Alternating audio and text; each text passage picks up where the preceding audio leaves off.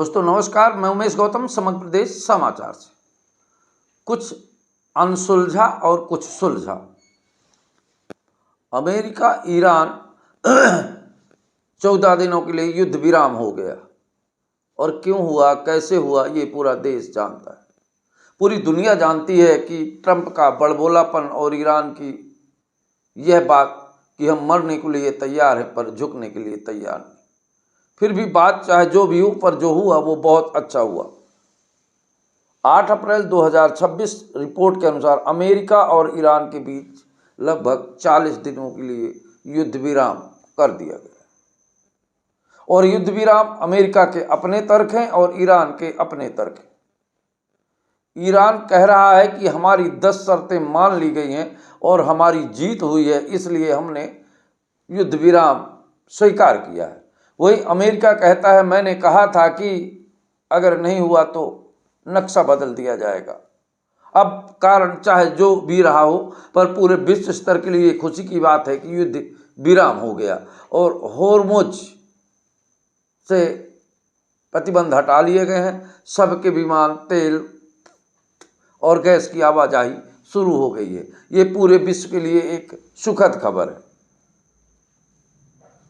Iran अपने 10 मांगों को लेकर कटिबद्ध है और कहता है कि मेरी 10 मांगें पूरी कर ली गई हैं, इसलिए मैं 14 दिन के लिए युद्ध विराम पे हूँ।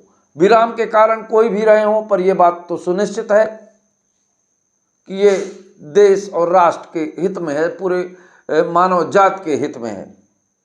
पर सवाल यहाँ खड़ा होता है। अब बात करते हैं कि इस युद्ध विराम में पाकिस्तान ने समझौता किया और पाकिस्तान ने एक ट्वीट करके भी कहा है कि दोनों देशों के प्रति बहुत अच्छे विचार थे और उसकी वजह से युद्ध विराम करवाया जा सका। पर एक बात हम कहना चाहेंगे कि अगर दोनों देश के विचार बहुत अच्छे थे तो युद्ध हुआ ही क्यों था। बात चाहे जो भी रही होगी, पर विश्व स्तर पर एक बात जरूर है कि पाकिस्तान, अमेरिका और ईरान जैसे युद्ध की मध्यस्थता किया, ये बड़ा विचारने की बात है। विचार इसलिए कि हमारे देश का मीडिया अक्सर कहता था कि हमारे विदेश नीति दुनिया में सबसे एक नंबर है, और यहाँ तक कि खबरों में ट्रंप को ने फ़ोन लगाया मोदी जी को, फलाने ने किया मोदी जी कर सकते हैं बड़ा धमाका, मोदी जी युद्ध विराम। पर सवाल यहाँ ये पैदा हुआ कि मोदी जी को तो पूछा ही नहीं गया, मोदी जी की कहीं कोई अहमियत ही नहीं है। ऐसा लगता है जैसे इस युद्ध में, जबकि मोदी जी ने ट्रंप के सामने अक्सर उनकी हर बात कही और कभी कोई जवाब नहीं दिया। यहां तक कि इजराइल जाके ऐसे बयानबाजी की कि पूरे देश को शर्मसार होना पड़ा।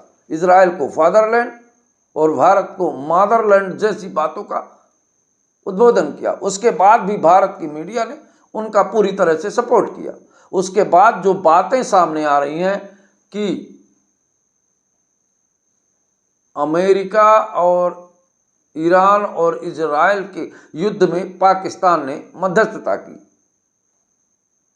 जो पाकिस्तान विश्व स्तर पे क्या हैसियत रखता था, वर्तमान सरकार विश्व गुरु के आने के बाद पाकिस्तान की हैसियत इतने बड़े राज्यों को समझौता करने की होती है। वहीं भारत हाशिए में खड़ा है और भारत के विश्व गुरु को किसी तरह से पूछा नहीं कर। एक बात आपको बता दें, जिसमें दम होता है वही सामने आता है, और तर्क के द्वारा अपने आप को फिर से ये साबित करना कि मैं एक किनारे हो गया था, तो तर्क तो बड़े बड़े वितर्क को तर्क में बदल देता है।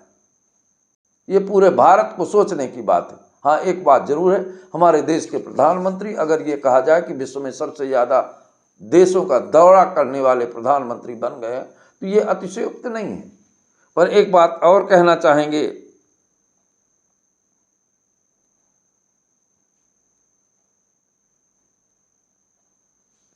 अमेरिका और ईरान के युद्ध के दौरान पाकिस्तान का समझौता करवाना और ट्वीट करना भारत के लिए तो ही खुशी की खबर नहीं हो सकती। पूरे देश की निगाहें थी। जिस तरह से मीडिया में कहा जा रहा था कि मोदी रुकवा सकते हैं वार, कई बार मोदी ने वार रुकवा भी दिया, तो इस बार मोदी जी कहाँ हैं?